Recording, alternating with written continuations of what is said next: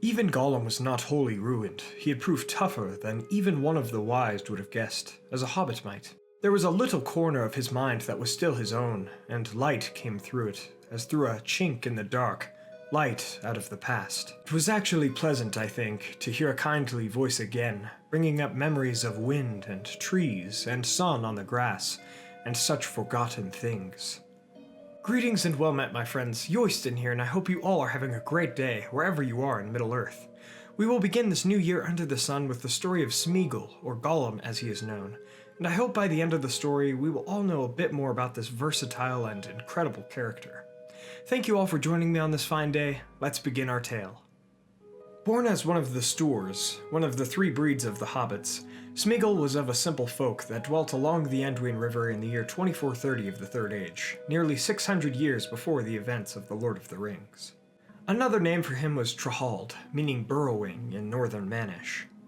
This hobbit was much like his kin before he claimed the One Ring, being a hobbit fascinated with roots and beginnings, as presented in one of his famous riddles that he asked Bilbo during the events of The Hobbit concerning a mountain's roots. However, after Gollum claimed the One Ring, he would become pale, thin, and lanky. He would not become a wraith, for either he did not always wear the One Ring, or he did not possess it for long enough, or his hobbit resilience kept him in physical form. But those are just some of his descriptions. Let's talk about his history. After he was born, Smeagol seemed to have a relatively normal life for a hobbit of that time and area. His clan was ruled by a matriarch, which happened to be his own grandmother, and his early life was during the time in which Sauron lay dormant, known as the Watchful Peace. Now, as we know, that would change. Near the year 2463 of the Third Age, Smeagol would go fishing with his cousin Deagle on what would happen to be Smeagol's birthday. They would fish near the Gladden Fields, which of course was the place of the disaster of the Gladden Fields. This event had claimed the life of King Isildur, son of Elendil the Tall, long before, and it had also been the last time that the location of the One Ring was truly known, for it had been lost in the Anduin River. But after Deagle was pulled into the water, an inlet of the River Anduin in the Gladden Fields, by a large fish, the cousin of Smeagol had found the One Ring once again.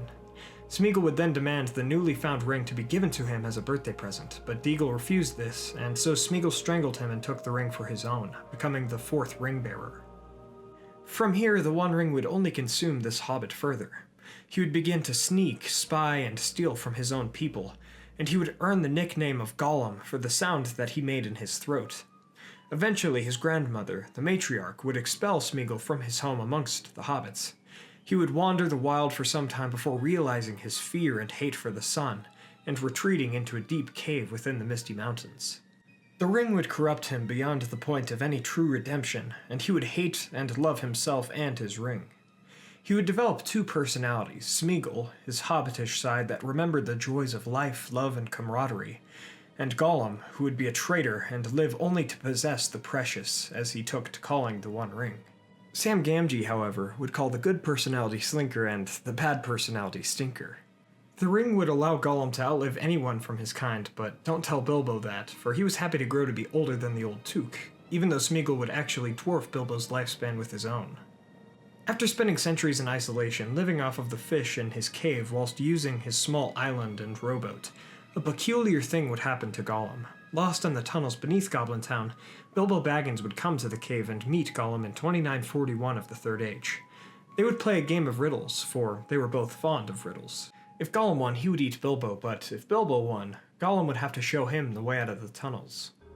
Gollum accepted and never planned to lose, for he thought he had his precious at his disposal. Gollum had known the ring's invisibility effect all too well, for it made him the creature that he was. But what Gollum came to find when Bilbo asked him, quote, "What have I got in my pocket?" end quote, was that he had lost the One Ring, and Bilbo had found it. Bilbo put on the ring, and in Smeagol's enraged pursuit to find and kill the hobbit, he actually showed Bilbo the way out of the cave. After that day during the quest of Erebor, Gollum would not forget the small bits of information that he had learned about Bilbo, such as his last name and the place of his home, and he would scour the lands in search for his lost precious or information about it, for the search was more important to him than his hate and fear of light in the outside world. He would not pursue Bilbo immediately for fear of the goblins, but he would eventually emerge to hunt the hobbit. But his search would not go well, and he would eventually reach the outskirts of Mordor, where Sauron was rebuilding for a new war upon the west. Likely this is the point in time when he would find the stairs leading up from Smeagol to Cirith Ungol, and first become acquainted with Shelob the spider. Gollum would eventually become known as her Sneak, but Gollum would be captured and brought to the dungeons of Barad-dûr. He would be tortured by Sauron or his servants, and he would reveal his knowledge of the One Ring and its new bearer, Baggins of the Shire. After being tortured, Gollum would then be set free, for he would still search for the One Ring, and that might prove useful to the Dark Lord. Sauron knew what he needed to know. Gollum would be released at latest by the year 3017 of the Third Age, when the Ranger Strider, who Gandalf had set to this task, would overtake and capture Gollum in the Dead Marshes. Aragorn would then bring Gollum to Thranduil's elves in Mirkwood. Gandalf would learn how to decipher truth from Gollum's speech, and he would learn much from Gollum of the One Ring's history while the creature was held captive by the elves. Eventually, however, on June 20th of 3018 of the Third Age, orcs would attack Thranduil's elves in Mirkwood while Gollum was allowed to climb and be outside for a time. He refused to come back down from the trees, and the orcs attacked. Evidently, this encounter seemed to have been planned somehow. Gollum was gone, and eventually he would somehow make his way into Moria, with or without the help of Sauron's orcs. It is unclear. He would not be able to open the doors of Durin, but he would not need to.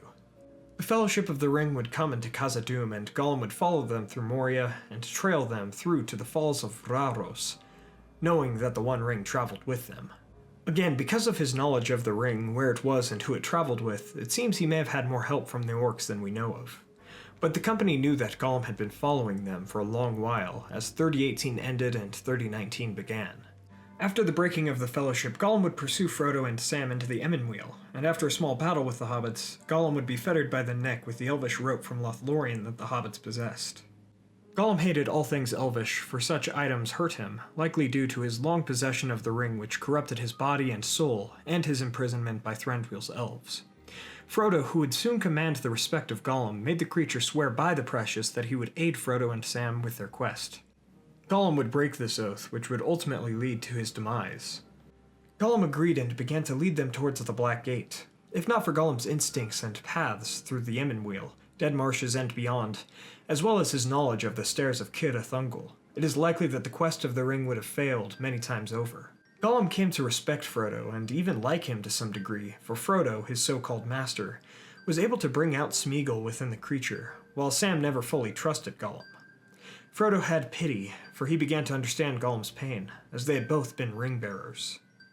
Frodo knew that the ring could do to him what it did to Gollum if he turned away from his quest and kept it for himself, and he had hope that Gollum might forsake his evil nature and reconnect with the person that he had been so long before.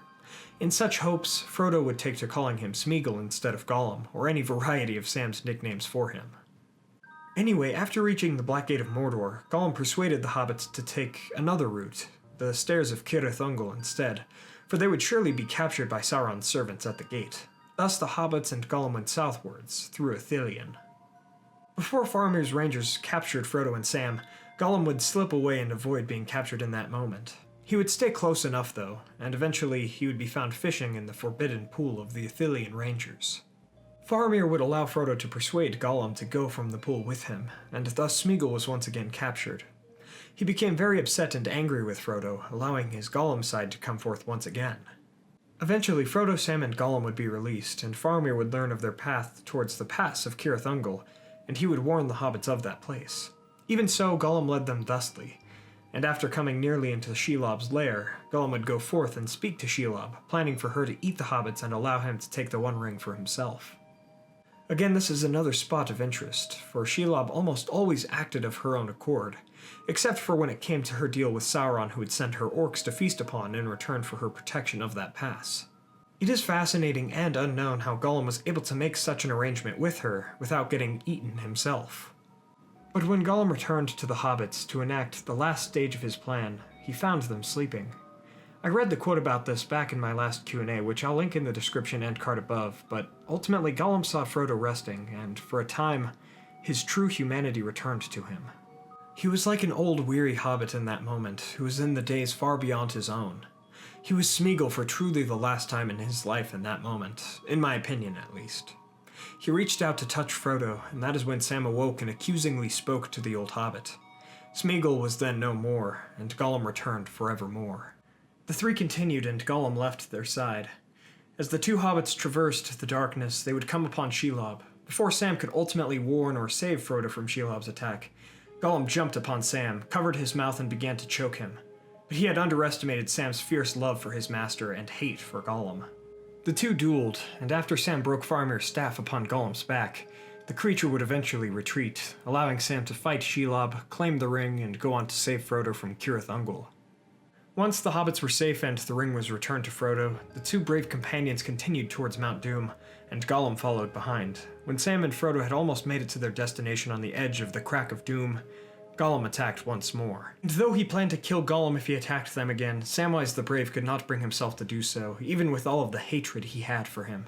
He left the beaten creature to go to Frodo and finish their task, but Gollum was not finished.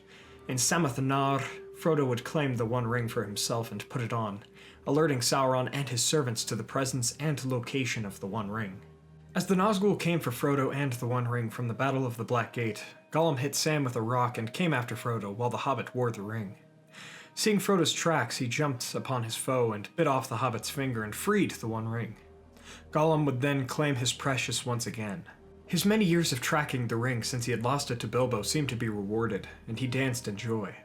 But, as fate would have it, he danced and lost his balance, falling into the fires of Mount Doom with his precious. He wailed precious as he fell, and thus came the end of Gollum and the One Ring on March 25th of 3019 of the Third Age. If not for the mercy of Bilbo, Frodo, Sam, and many others, as well as Gollum's tactics of traveling and his dedication to the One Ring, peace would not have been had and Sauron would have won the war and conquered the world. Frodo would come to forgive Gollum in the end, and it would seem that Gollum was more of a victim than a villain. It's fitting that one so corrupted and tortured by the One Ring would also indeed bring the ring to its end, even if it wasn't Gollum's goal. And so Gollum, or rather Smeagol's tale, comes to an end, and his is a history that shall always be remembered. From the tale of Smeagol and Gollum we see the meaning and virtue of mercy, and we see what obsession may do to any person. Smeagol also shows us that nothing is truly and wholly evil, at least not in the beginning. These are great lessons for an ever-polarizing world of clashing ideologies. Thank you all so much for watching. I really hope you all enjoyed today's episode to start off the new year. If you did, please be sure to hit that like button and share this video with a friend. Let me know your thoughts, questions, and corrections about Smeagol and Gollum in the comments below, and also check out the Lord of the Rings books as well as the Hobbit book for more information about Gollum. Also, please consider looking at our music channel, Facebook, Twitter, merch, and Patreon in the description below. We are still running our Loot Crate partnership, so please check that out. As I said last month, this service is really great, and I subscribed for the Lord of the Rings Loot Crate before even being approached for a sponsorship. You all know me and know that I don't take sponsorships with any product that I don't like or trust. Please look into it as they are working with Warner Brothers to deliver some awesome Lord of the Rings items, and if you use the link in the description or the coupon code Yoiston, you can get 15% off your purchase and help the channel at the same time. As always, thank you for the support. I hope you all consider checking it out. Finally, don't forget to subscribe and hit that bell to join the Men of the West and all of the Free Peoples today, and I'll see you all again in next week's video, all about the Balrogs of Middle-earth.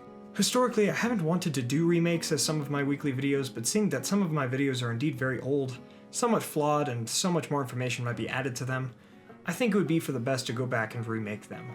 Some of which I've already gone back and remade.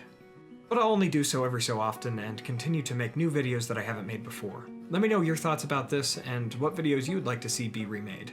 And I'll see you all again next week. As always, thank you all so much for joining me on this adventure. Until the next one, my friends.